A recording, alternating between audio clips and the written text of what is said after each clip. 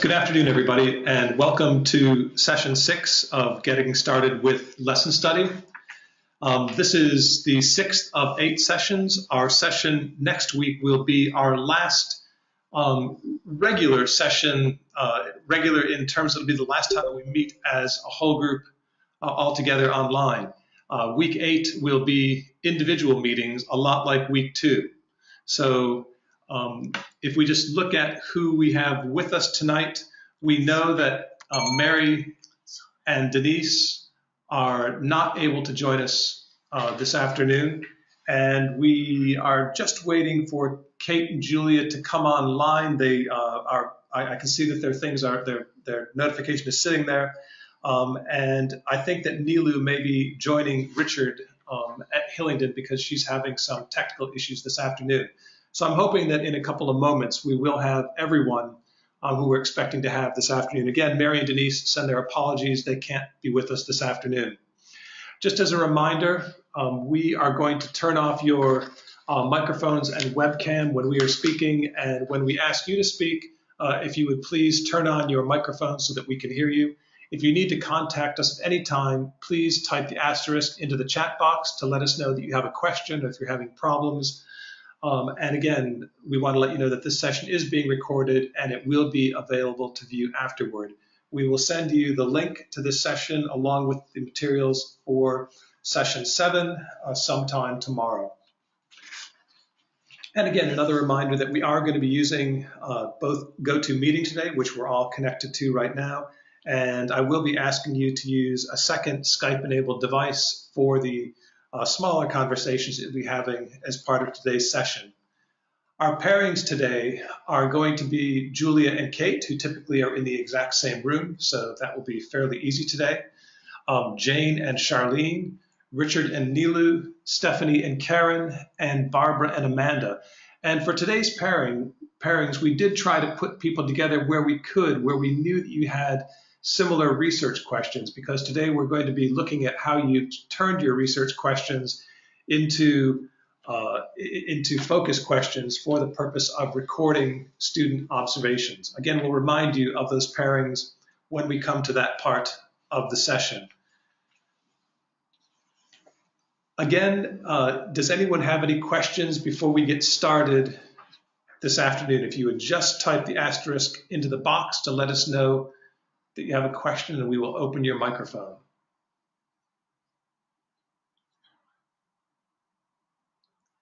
Okay, there's no one responding right now, but again, please know that if any time during the session you have a question or you need to communicate something with us,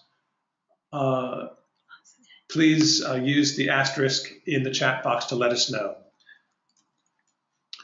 All right, in today's session, we're going to be looking at the question, what methods will the observers use to collect evidence of learning? And even though we've been going in a sequence, I do want to make it clear that you actually will plan these data collection methods and design your data collection sheets at the same time that you're designing your research lesson. So it will all be done before you actually teach the research lesson. So this is still part of the preparation and planning. And that's a little bit different from what we're going to be doing next week in session 7. Session 7 is the first time that we're going to be talking about what you do after the research lesson. And so again, everything up until session 6 has to do with preparing for the research lesson. And just as in the other sessions, I have prepared a short video that will summarize the content that you would have read in the in the handouts and that you would have seen in the video and in the articles. So again, we'll take a quick look at this video that recaps what you've been looking at. Hello, and welcome to the 6th of 8 sessions, designed to help you build the knowledge, understanding, and skills you will need to engage in lesson study. I'm Ben Wren, the head of the Center for Inspiring Minds. This short video will introduce you to data collection methods for observing student performance and learning. It will undoubtedly draw on observation and data collection methods that are familiar to you, as well as practices that may be new. The goal of training and instruction is to equip the learner with knowledge, understanding, skills, and dispositions that persist over time and can be applied in a range of contexts. As discussed in earlier sessions, planned instruction involves the identification of content standards, which shape the learning goals for the research lesson. Content standards are typically established by professional bodies of subject specialists. Equally important is the development of performance standards. Performance standards relate to the content standards and describe behaviors that can be observed in learners as they progress from novice to mastery level. Performance standards are often described using behaviorally anchored rubrics. Developing rubrics for your research lesson and sharing these with the observers will help ensure that all the observers are looking for the same behaviors and that they use similar language to describe them. What can easily be observed and measured during training or instruction is performance. It is important to note that it is possible for learning to occur during training or instruction with no observable improvement in performance, and that improvements in performance may not lead to improvements in learning. By its nature, learning can only be inferred at some point after training and instruction. So it is important that if you are also trying to collect data on learning, that the research lesson provides an observable opportunity for students to operationalize the knowledge, understanding, skills, and dispositions developed through prior training and instruction. To help the observers understand whether they're observing performance or learning, they need to understand the learning profile of the target students they are observing. This includes formative data about the extent to which the target students have progressed toward mastery of the standards, and any other relevant information about their known learning differences. The way you develop your data collection plan will depend on the nature of your lesson study team. If the members of your lesson study team all teach the same subjects to the same grade level, and you co-develop the research lesson, you will probably also co-develop the data collection plan. But if the members of your lesson study team each teach different subjects or grade levels, the person who developed the research lesson plan will also develop the data collection plan and seek feedback from the other members of the team. In most research lessons, data collection will include focal observations of target students and brief structured interviews with the target students at the end of the research lesson. Student work will also be produced during the lesson, which can provide additional evidence of performance or learning. In earlier sessions, we discussed target student selection based on learning differences or other characteristics that inform differentiation. And in preparation for this session, you developed focus questions based on student learning goals for the research lesson. The focus questions inform the type and frequency of data collection and whether the observations and data collection will provide evidence of performance, learning, or both. Let's begin by looking at three common data collection types. One type of data collection is ad libitum. Ad libitum data collection is a continuous running narrative of all the observable behaviors that occur over a given period of time. Time marking may be used in ad libitum data collection to indicate pace or intensity. Another type of data collection is behavioral sampling. In behavioral sampling, the observer is watching for specific behaviors linked to the focus question and recording these each time they occur. Again, time sampling is used to indicate pace or intensity. A third common type of data collection is scan sampling. In scan sampling, behaviors are recorded at predetermined time intervals. Categories of behaviors are typically identified prior to the observation based on the focus question. These may be simple binary categories, like on task or off task, or they may be more complex and based on performance levels. Prior to the research lesson, a data collection form should be developed. By using a form, you help ensure that the observers understand what is expected and that they all record data in a consistent manner. A very basic data collection form should include the name of the observer and the target student, and the date and time of the observation. It should be set up to make it easy for the observer to record the data and to add timestamps. Besides the data collection form, the observers may also need a seating chart if they are unfamiliar with the names of the students in the class they will be observing. In this way, the observer can provide accurate information about interactions between the target student and other members of the class. Be sure to consider access to a clock if the observers are going to use timestamps. Personal mobile phones on silent mode can be used if they have had their sleep setting adjusted so that they do not need to be handled regularly. Minimizing distractions is key to being an effective observer. Provide clipboards in situations where observers will be seated away from a writing surface. carefully consider the use of electronic recording devices like laptops or iPads. These should only be used by observers if they do not cause distractions. Prior to the start of the research lesson, the observers should be seated in places where they will be able to easily view the target student. They should not move around the room during the research lesson unless this has been agreed in advance with the person teaching the research lesson. During the research lesson, observers should not help or interfere with the research lesson. Observers should redirect student requests for help to the teacher. Observers should respect the classroom environment.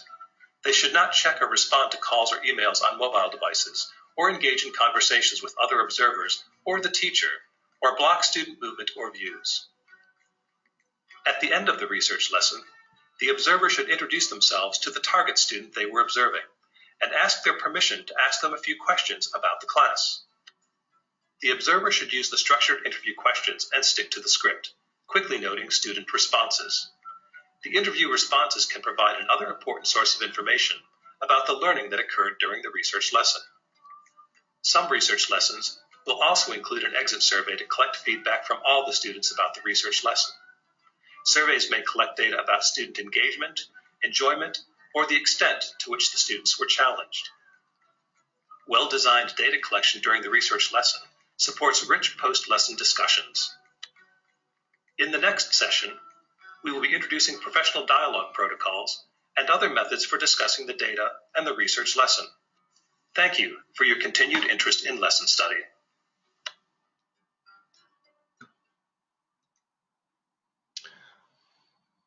All right. If you have any questions at this point about the video, about things that you watched on the videos that were assigned, about the articles that you read, just anything at all at this point, if you would type an asterisk into the box and we will open your microphone.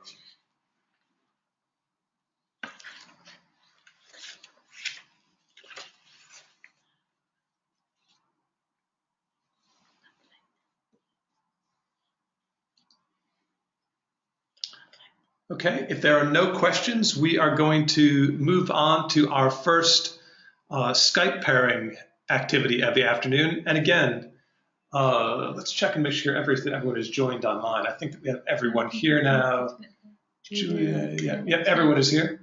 So we'll have Julia and Kate, Jane and Charlene, Richard and Nilu, Stephanie and Karen,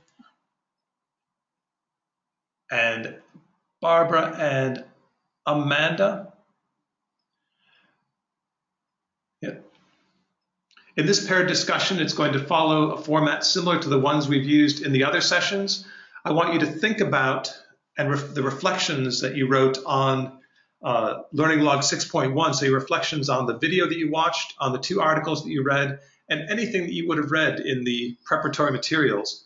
And in 6.1, you responded to how those ideas or practices connect to your prior knowledge and practice, how they extend your thinking or practice, and how they challenge your thinking or practice. And we're going to give you 15 minutes to discuss all 3 of these questions. And then just as before, we're going to take these questions one by one and ask you to volunteer to share some of the information that you talked about in your paired discussion.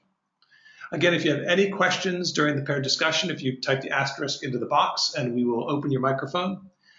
If not, we will see you back in 15 minutes and we'll let you know when there are 2 minutes remaining. All right, welcome back, everybody. I know that several of you had some difficulties with your Skype connections, and those of you who didn't have any difficulties may have noticed that we did throw in a couple of extra minutes for that discussion to help out those folks who weren't able to begin their discussions right away. So on behalf of all the technology companies, I apologize for any problems that you had, although we obviously cannot control them or fix them for you. And well done to everyone who came up with an alternative way to have that discussion. In the next part of this afternoon session, I'm going to ask you to kind of tell us what you talked about.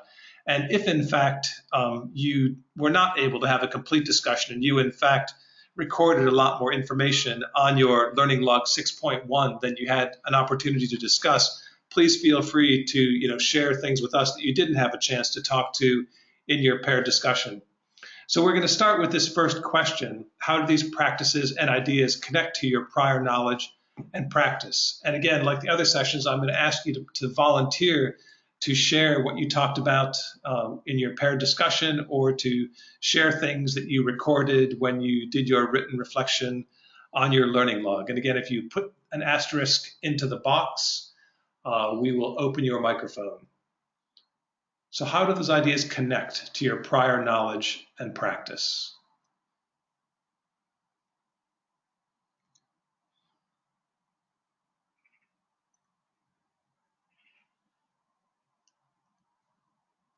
Okay, Jane. Jane. Jane, if you can unmute. Okay, thanks. Go ahead, Jane. I thought I'd just shove a little asterisk in there to get you all woken up. One of the comments is quite a light-hearted one. But one of the comments that we came up with in our chat, Charlene and I, was that lesson study is like lesson planning on steroids. It's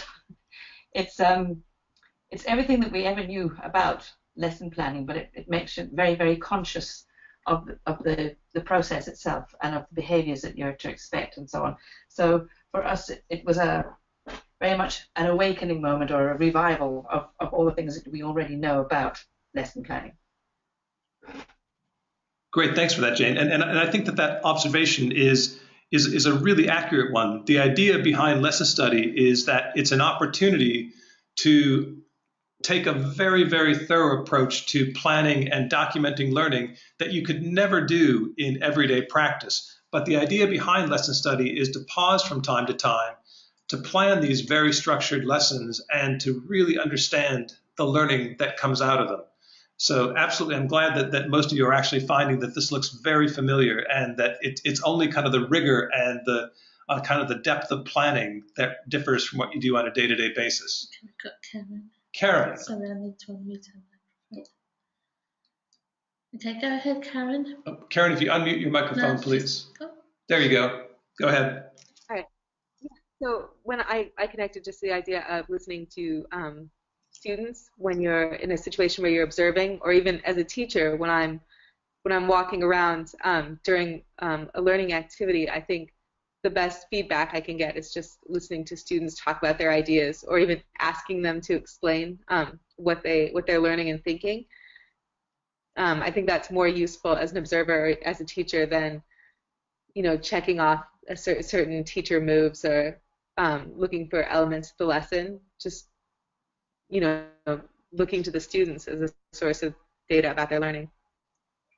Great. Thanks for that, Karen. And again, one of the reasons why that is so useful to think about that is that if you are trying to provide guidance for other people who are going to be observing your lessons and recording that learning, if you think about yourself, that experience that you've had in terms of those observations of students while they're engaging in tasks, how do you know when they're engaging in tasks? What are the things that you are looking for? What are the things that you could record in those observations? By taking all those kinds of things into consideration, it will make the design of the observation forms and even the development of the focus questions much, much easier and much more effective. Would anyone else like to respond to this first question? How do these ideas connect to your prior knowledge and practice?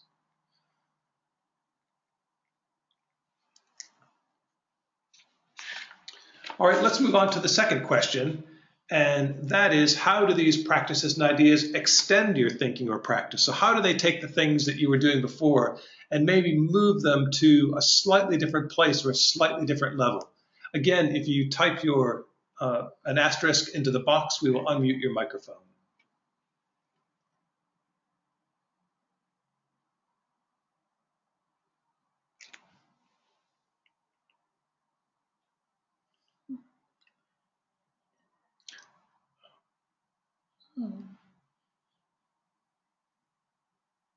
So there's Neela. Neil, if you could unmute your microphone, please. Maybe respond to Barbara to other people.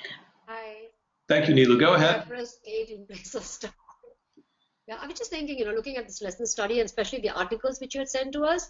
The second article, there was a link there about how to teach and the lesson study. And that was very nice. And I was thinking, now using this lesson study, I've just changed my assessments. Normally I teach a topic and then I do the assessments, but with the lesson study, what I've done is like I teach a particular subtopic in a topic, and then just making sure that the students have learned what I want to achieve, and I've made it very clear to the student that this is my this I would expect you from. That's my performance expectation from you, which I've never done it earlier. Now I'm trying it out.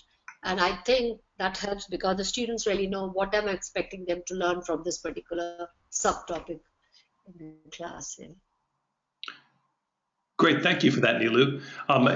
No, I think that is, again, an important observation that lesson study, most lesson study is actually an observation of and collection of formative data. It's not a summative exercise, and it gives a lot of structure to collecting formative data that can inform subsequent instruction, and whether that's moving on to the next topic or the next idea, or whether that's doing some reteaching, or whether it's a combination of those things. So it really, lesson study is one of those very structured ways to get some good information about the effectiveness of differentiation strategies and how they should go forward. Would anyone else like to respond to this question? How do these ideas or practices extend your thinking? Jane, we're going to open up your microphone. So we need to Jane needs to open her own microphone. close Nilu's. Okay. Hi. Can you hear me? Yes, we can. Go ahead, Jane. Hello? Yes. We can hear you. Okay. While I was reading through some of the approaches to data collection, and it mentioned, I kept thinking all the way through, use a camera, use a camera, use a camera. And eventually, of course, they came up with it saying, yes, you could use a camera, but not by itself. And I know the value of having a peer transcribe the information is invaluable, and it constitutes a more active feedback count than the passivity of a camera. But again, I think just like tracking, counting, and transcribing can be used in combination, so can the use of recording with human transcription. And the reason I say it, it's just recently I've been doing some class visits in the NLE program. And I just sit quietly and nonchalantly have the my computer just recording the lesson, and nobody even sees it happening. It's very discreet and out of the way. And play it back to the tutors afterwards. And I've asked them to look at play it back several times to themselves and observe a different child each time. And they've been quite surprised at what they've seen. So I think in combination with everything else is actually quite a good way to do it. And I just wanted to mention that I had to do some transcribing a while ago, and I found an app, a free app online called otranscribe.com, and it lets you have a little pip of the video in the corner, and it can slow down the speech so that you can transcribe easily. So it's one of those sort of things that could be used as an aid to this as well.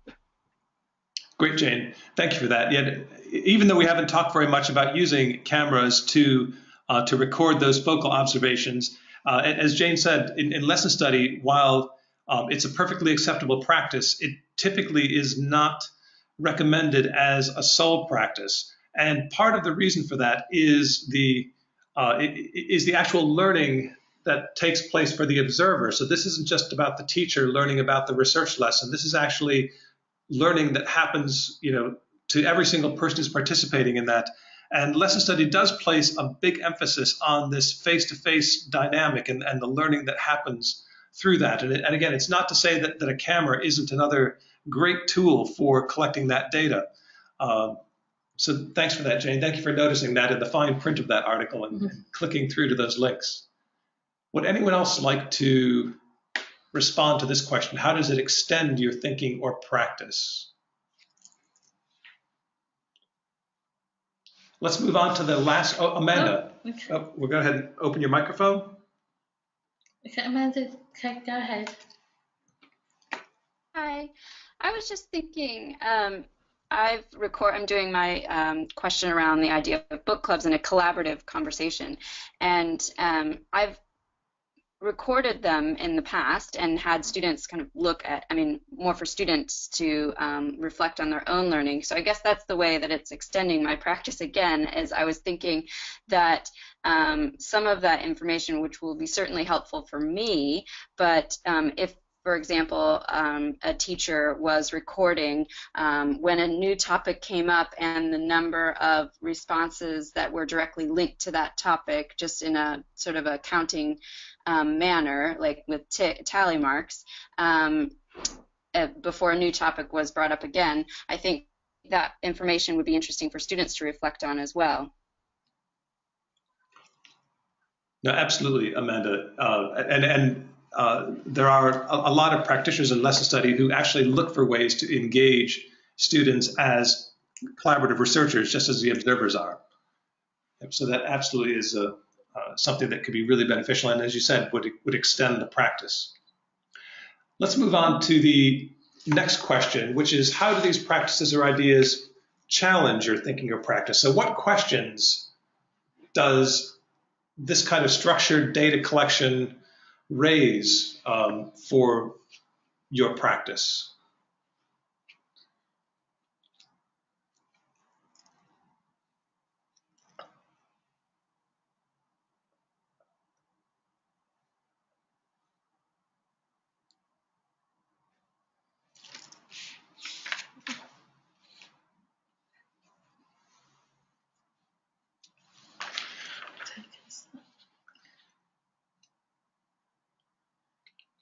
Nilu, we're going to open up your microphone, and then we're going to go to Jane. Nilu, go ahead, please. Now, for me, it's the biggest challenge that I know when I'm teaching what I'm trying to teach. But the thing is, it's a challenge for me when I'm thinking about that. If I have observers coming into my class, I have to develop that rubric. What am I trying to observe? You know, that's a challenge for me. And it's not only challenge also, it's also time consuming. So that's what at the beginning, as you said, the lesson study is very structured based lesson plan. So that thought has to go into it when I am planning my, designing a lesson that could make students learn and think openly to observation and analysis. So I'm just thinking the rubric for the teachers, which I have to create so they can observe that active learning process is taking place. That's a challenge for me. Yep. And sometimes, Nilu, depending on how you actually manage and communicate expectations to students, if you have developed rubrics for students already, teachers may use, the observers may use the exact same rubric. And I know that you can develop a rubric for every lesson, for every topic necessarily. But again, part of lesson study is to, from time to time, to take this more structured, rigorous approach and to actually consider what you learn about your own teaching and about your students' learning from that more in-depth approach. It's not something that you would do in every single lesson. But again, if you've already developed rubric for students, you might actually use those exact same rubrics for the observers. Okay. Thank you. Jane, we're going to open your microphone. I promise this is the last one. No. Okay. Chatty Cathy here. Anyway, I think that I need a bit more time to digest sort of the various rubrics and thought processes that bring tutors to this kind of thinking, because tutors don't necessarily have the training that teachers have. So for me, I sort of need to develop that initial dialogue that encourages this depth of thought. And I feel there's another step involved somewhere in becoming a coach that requires synthesis, and I'd like to read more about that role. Yeah, and Jane, one of the things I wouldn't, in working with tutors, I think that one of the things to remember is that it's going to be important to do small steps. And I know that you're perfectly aware of that. But what I would suggest is that when you're working with tutors, if you're going to use something like lesson study, they may just have one focus question. They may have just one thing that you're looking for in order to kind of get them started. But you would want to try to choose that one thing so you were certain that what you were watching was something that would really help them learn about their teaching and help make a difference to both the teaching and learning. When I know that as we've talked about lesson study, we've talked about it as a fairly complex process. That's something that very experienced teachers would be taking on. But when you're working with people like tutors, it's perfectly reasonable to pare this down and to do it in, not to diminish the rigor of it, but to do it in smaller bite-sized pieces. Right. Thank you. Yeah, no, thank you. So we are going to move on to our next paired discussion. And for this paired discussion, I would like you to refer to your responses to Learning Log 6.2. When you join your paired discussion, what I want you to do is to discuss the questions on the screen rather than your exact responses to the task. So in the task, you stated some learning goals, and then you turn those learning goals around to create focus questions. And then you may have given some thought to the kinds of data collection methods you would use to collect data about those questions. What I want you to discuss is how did you turn your learning goals into focus questions, or generally, how do you turn a learning goal into a focus question? What were some of the data collection methods that you think you might be interested in using? So what are the things you identified to answer the focus questions? And in what way do you think that data is going to provide evidence of learning? Or is it just going to provide evidence of performance rather than evidence of learning?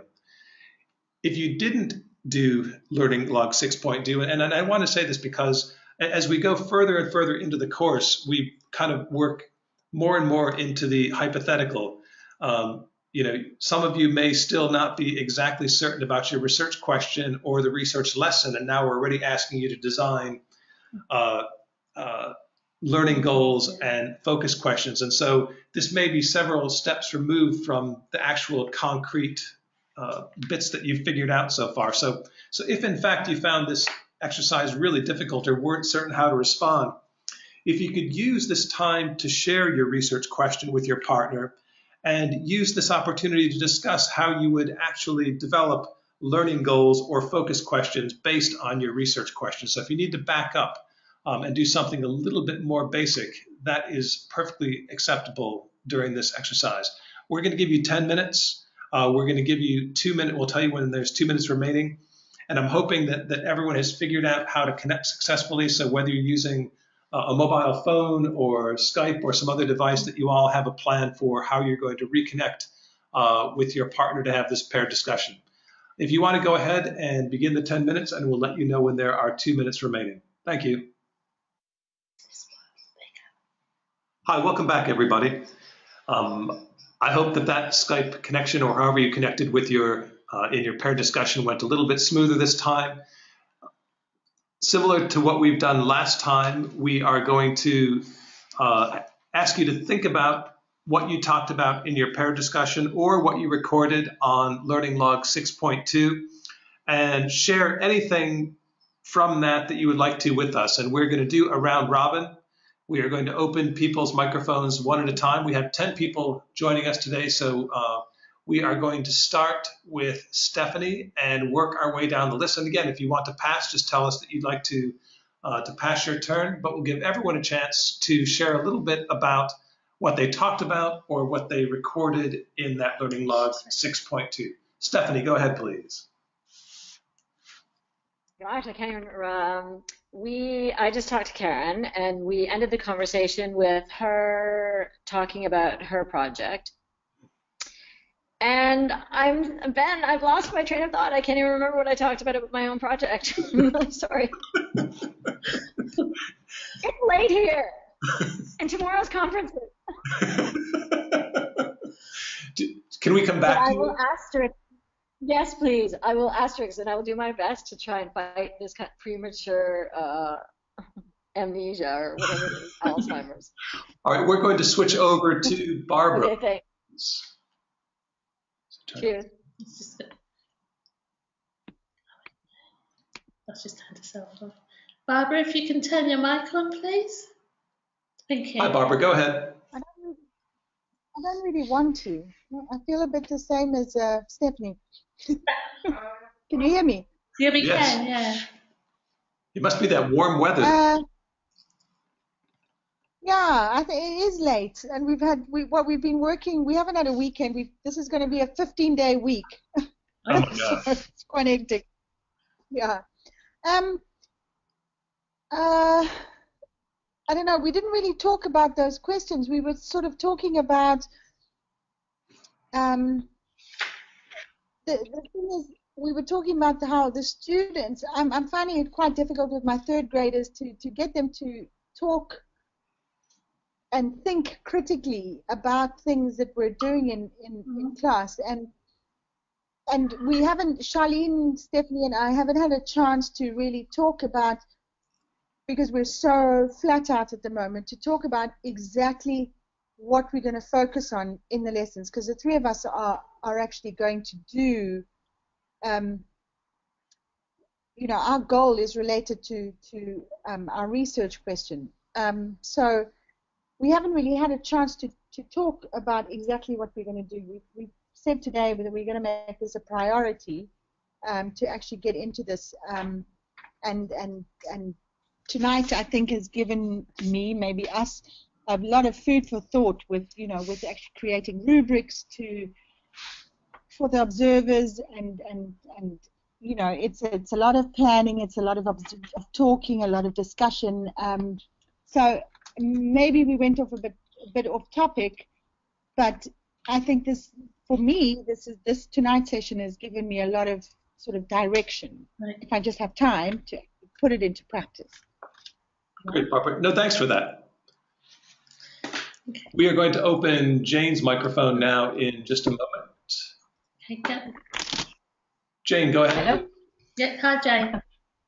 This is Jane again. I'm actually not going to say too much for a change. I'm just going to say Charlene and I had a discussion about the use of a rubric, a writing continuum rubric surrounding creative writing. I'll let her discuss that though with all the tired Doha ladies.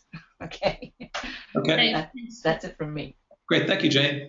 We're going to move to Karen next. So Karen, if you'd like to open your microphone. Okay, go ahead, Karen. Oops. Oh, Karen. Every time. Oh. Okay, go ahead. Okay, I think every time I unmute it, I think you're maybe also hitting it at the same time. One of the things that I thought about for my lesson, and just kind of developing the tools of lesson study, including the observation criterion and rubrics and things like that, is that for me to put that much time into developing a plan for lesson observation, I'd want it to be something that I could use again, or use repeatedly. And so I kind of changed my learning goals into things about students using visible thinking routines and metacognitive strategies, things that I could look for in multiple lessons. So I wrote for my learning goals things like students are using stems like I think, I observe, I understand to talk about their understanding of the lesson objectives. Students are able to identify and talk about changes in their thinking, and that students are able to use their reflections to plan future approaches to learning. Because I think with those kind of goals, maybe they're too broad, maybe I'm just trying to be tricky, but I think that if observers are looking for that, that's something, you know, that I can develop and use over and over again. Yep. No, Karen, that's a great strategy, and based on those learning goals, you can easily see how you would turn those into focus questions by saying things like, how often do they use the word stems, or how well do they use the word stems, and that would automatically inform the type of data collection method that you would use. You know, if you're trying to collect frequency data, or if you were trying to collect kind of more qualitative quality data through narratives. Thank you very much for that. We're going to move on to Charlene next, who is going to tell us about some writing continuum rubrics. Charlene, if you'd like to open your microphone. Go ahead, Charlene. Hi, Ben. With the discussion with Jane, she gave me some ideas of that I will bridge with Barbara and Stephanie about where do we start. So she said maybe to look at a writing continuum where the students self-evaluate where they are right now regarding their writing, and as we progress through the section of working through lesson study with them and planning around how we're going to want to improve their writing plus the enjoyment thereof, could they then later scale on the continuum whether or not where they feel they are. So that was a good idea that she gave us that I would bridge with the team, that we could possibly use as part of our lesson planning for the lesson study that we're going to be doing. Great. That's as much as what I can say now. Perfect. Thank you very much. We're going to open Kate's microphone next. So, Kate, if you'd like to unmute yourself, please. Go ahead, Kate. Yes, sorry about the earlier comments. I was talking to Stephanie, not just talking about her behind her back. So the focused questions things I went for with mine because mine's about collaboration. I went to sort of to what extent the students remain engaged and doing like a continuous frequency of expressing excitement or request to know more or spontaneous curiosity or whatever those behaviours were. Liked that table very much. And then did about looking for collaboration, like using words like do you understand, or they're asking each other for clarification, and maybe every 5 minutes checking to see if they're on the same question still or not in a group. And then beginning to develop a deeper understanding and making links across a topic within this lesson. I would look for specific words being used as they as they're discussing with each other. So that was what I came to. Great, Kate. Thank you very much. And again, if you listen to you speak, I could easily envision what the data sheets would look like in terms of recording that information. So, yeah, I think that you're developing some very, very specific focus questions to guide those observations. We're going to open Amanda's microphone next. Amanda, if you could unmute yourself.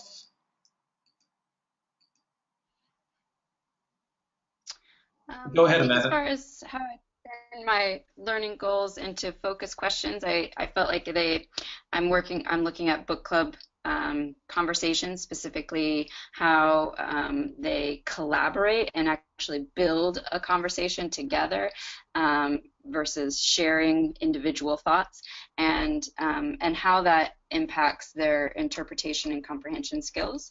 So I was thinking that my data collection would cover different aspects of that. I'd certainly want information about how, to the extent to which they were collaborating. So I think I talked earlier about that, like some different interval, maybe frequency of how many times each student was speaking, and also how many comments were directly related to a topic before a topic changes. And then also I think it would be good to have some transcribing of exactly what the students were discussing, because then that would show me a little bit more information about the quality of their conversation and the depth of interpretation and comprehension. Great. Thank you for that. Yeah, no, it's interesting that observing collaboration is a really it's a very common thing to look for in lesson study, and things as you said, that frequency of speaking, frequency of initiating discussions. That when you do set up your focus questions and your data collection methods, you also want to think about the focus students who you selected, and have you selected students specifically because you know that they are students who are reluctant to initiate those kinds of conversations? Are they students who are reluctant to engage in those kinds of conversations? And so, again, using what you know about your focus students to help frame both the focus questions and the suggested data collection methods will be really important. We're going to move to Richard next. So, Richard, if you would like to unmute your microphone. Yep, I've unmuted my microphone and myself. Turning the learning goals into focus questions, because I'm concerned with the flipped classroom, and Neela, who I'm paired with, also does a lot of giving her students material to pre-read or to look at before the class, and these are senior students. The biggest problem we've got, of course, is being sure they've done it, because at that age there's quite a lot of motivation not to do it. So we figure that you have to look at your learning goals in terms of whether they've actually, looking at this chart in the second reading, whether there is engagement or understanding without focusing too much on the content. So you take these learning goals and then decide for ourselves exactly what evidence we want to have that they have engaged and understood, and make those into the questions so that the the observers are looking for that specific evidence. As for the content of the article, that remains the responsibility of the students. And the thing about a flipped classroom, particularly senior students, is really a demonstration of the learning being the responsibility of the students. And our job with what we're looking for here is, as I said, the engagement and the understanding, so that the learning, the content is accessible to them. Great, Richard. Thank you for that. Yeah, no, I think that in working with the flipped classroom as the instructional method, that the observations that you're looking to make are really observations of learning and not just performance. And learning observations are often more challenging to collect and to evidence than simple performance. So thank you for that, and thank you for that, for those observations of what you're doing and going forward. We're going to move to Nilu next. Nilu, if you'd like to unmute your microphone. Go ahead, Nilu.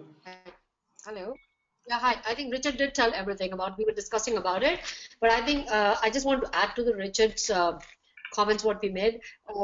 Was something that I would look into case, because I'm going to do flip charts and also use with the case studies also. So I'll be using the data collection methods like scripting and counting. So me and Richard were discussing about it, that I'll have roughly around 10 questions set up for my students to answer. So probably the teacher observer can actually look how the student answered those questions and how many correct answers they have answered, or maybe looking at their behavior. That we were talking about this. Yep. Is that okay? And the other thing with that is that with your student responses, you may actually want to think about a rubric. So what would constitute a response that represented a basic understanding of the content? What would a response look like that was a little bit more advanced? And what would a response look like that was proficient? So that as those observers are collecting the data, that they're that they may simply script it, but they also could be looking for categorizing it based on the rubric, the performance rubric that you might have for the content based on standards. So thank you very much. We're going to move to Julia. Julia, if you'd like to unmute your microphone, and go ahead, please. So Kate and I are both doing about collaboration, and we observed each other teach. She's observed me once. I went to observe her teach twice, and last week the same thing to different groups. And we were using the ad libitum method. And Kate had identified some keywords I should be listening for and some other things. So having the idea of having these keywords and then just having a frequency tick box would be a good idea. That might be easier. We both thought in our discussions that having more examples of these rubrics. I mean, you said when you listened to what Kate said, I can picture the chart, the rubric as you're talking, and I was thinking, well, I can't. It would be really nice to have more examples. So that's my piece. Great. Thanks for that, Julia. And again, I think that your approach of actually testing some of this out, testing out those scripting methods, seeing what you actually observe, and then thinking about how would you perhaps streamline that data collection so that you might use scripting, but you actually might look for some very, very specific things. That really is the best way to kind of develop these observation approaches to the observations and data collection. So, well done for taking the time to do that, because that really represents best practice in developing those. Stephanie, would you like to say anything, or have we? Hi, Stephanie. Absolutely. Okay, I racked my brain. I was like, oh yeah, that's what I talked about. I talked about my research question and why Charlene and Barbara and I had chosen the goal, how we were linking it to our professional goal at school, and elements of our current delivery, which it's about writing and increasing the qualitative element of it, so student engagement and enjoyment of it, that our current delivery, which is much more kind of straightforward, and that we want to improve upon that. And so we talked about that, and then we talked about my partner's for a long time, so Karen's for a long time, so that's why I forgot. I don't have Alzheimer's. Yeah. Stephanie, that's great. And again, with that focus for your research question, it's interesting to think about how you might actually select your focal students or your target students. So you might be picking kids who, based on your formative feedback from them, you perceived are not very engaged or aren't enjoying the writing task very much. And you might pick other kids for that lesson who have a high level of enjoyment and engagement. And what you can learn by doing a focal observation of those kids doing the exact same activity is really the point of lesson study. I mean, what can you learn about the approach to the instructional method based on watching kids who have very, very different attitudes or approaches to that task? So thanks for sharing that. And I think that is everyone now. So if anyone has anything else that they'd like to add to our discussion today, if you could just type an asterisk into the box and we will open your microphone. Amanda, go ahead and open your microphone, please. So just a quick question. So I remember reading about and planning for the focus student, and that makes sense to me. But in some of the observation methods that we just read, they also talked about, also looking at different small groups. So, I mean, is there some flexibility in the structure? I mean, obviously you could kind of do it the way it works for you, but I mean, it makes sense to me that sometimes you might look at focus students that could be representative of different learning profiles, and then sometimes maybe you're looking at like the high ability reading group versus the low ability reading group, or some kind of small group structure. Yep, Amanda, that's absolutely correct. What you'll find is that in different places, they may take a less flexible approach to lesson study. It may be a lot more prescriptive. Our approach is to be as flexible as possible so that if you engage in lesson study, it answers the question that you're trying to answer about your practice and about improving teaching and learning. So for us, we've not said, you can only do it this way or you can only do it that way. I've tried to give you readings and articles and videos that really represent a cross-section of approaches to lesson study so that you can actually appreciate kind of the breadth of practice that exists around lesson study. And again, so you can pick the thing that makes most sense. One of the things that we'll talk just briefly about in next week's session is that you may also collect some whole class data as part of your lesson study. So for example, you may use an exit survey that the rest of the class fills out while you do those very, very quick end of the research lesson interviews with your target students. It may be a lesson where students actually generate a piece of work, and you may collect all that work and you may examine that work as part of the post-lesson discussion. So again, if you were in different places, they may place different kinds of requirements or boundaries around the methodology, but we're trying to keep it as open and flexible as we possibly can so that it best meets the needs that you have. And Barbara. Barbara, go ahead and open your microphone. Okay. So this was something that Charlene, Stephanie, and I are doing. We're all doing the same learning goal around writing, but we all have. So I was thinking back to the video that we watched about the Australian teachers. If I'm right, if I'm not mistaken, the two teachers were teaching the same lesson, and they were observing the kids. So Charlene, Stephanie, and I all have three really, really different learning styles, and I think that's going to be interesting. Not learning style, teaching style. Sorry, it's going to be really interesting because I'm kind of the sort of airy-fairy kind of person, and Stephanie and Charlene are much more structured.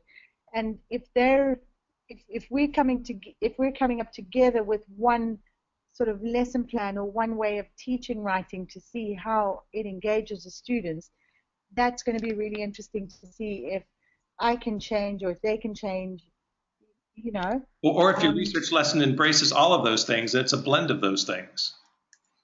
Yeah, so that's what's good. That's what takes time to plan and talk about. I think that's going to be really interesting. I hope that it is, because it sounds interesting to me, and we look forward to kind of following your progress on that. In the next session, we'll actually talk about those short interviews that we'll do in place of the online session 8, doing it all together. And one of the things that I want to talk about in that session 8 piece is how we can support you as you go forward with your lesson study plans, because having participated in this online course, we do want to provide kind of the opportunity to continue our discussions with you, both to learn about how you use lesson study and, when possible, to offer any advice that we can offer in terms of our understanding of the process. Barbara, thank you very much for that. As a final piece for tonight, because it is getting about the time that we're meant to be ending, I just want to remind you that Learning Log 6.3 is available if any of you are using that to record your learning points from each of the sessions. Tomorrow, if you watch for the session 7 materials, they will also include a link to the recording of tonight's session. I want to thank you all very much for joining us tonight. I hope that you all have a good week. We will see you online at the same time next week. Thank you. Thank you.